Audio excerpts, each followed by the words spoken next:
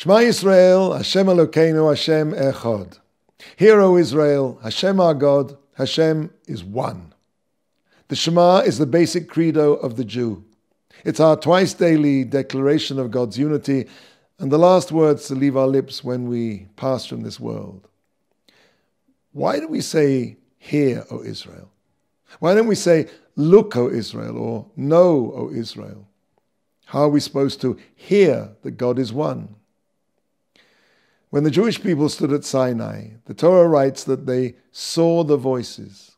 In other words, they saw what we normally hear. This is called synesthesia. Now, hearing and seeing are very different. Seeing uses light, and light is the fastest thing in the universe. It travels about 186,000 miles a second. Sound, on the other hand, is relatively slow. It moves about 800 miles an hour at sea level. But there's another difference between sight and sound, something much more fundamental. When we see something, we grasp it all at once. When we hear something, it takes time.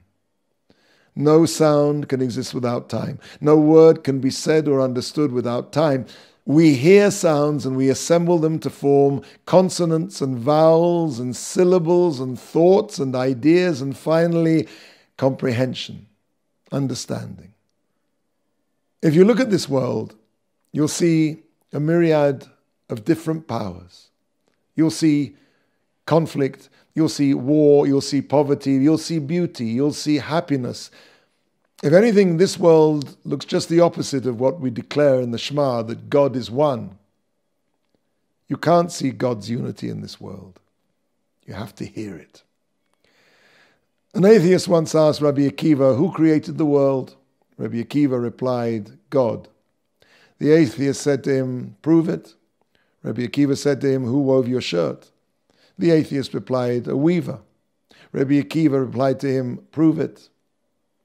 Just as your shirt testifies to the existence of the weaver, so the world testifies to the existence of God. But you have to hear it.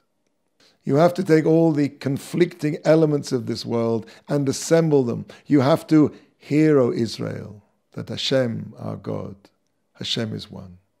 Except for one moment in history. At Mount Sinai, the Jewish people saw the voices. They saw with an incontrovertible clarity those things that usually need to be heard, crystal clear as a picture. We, however, live in a Shema Yisrael world. Seeing is not believing. Seeing is much more than believing.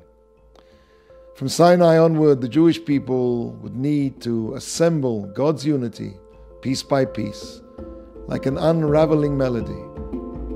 Hearing is believing.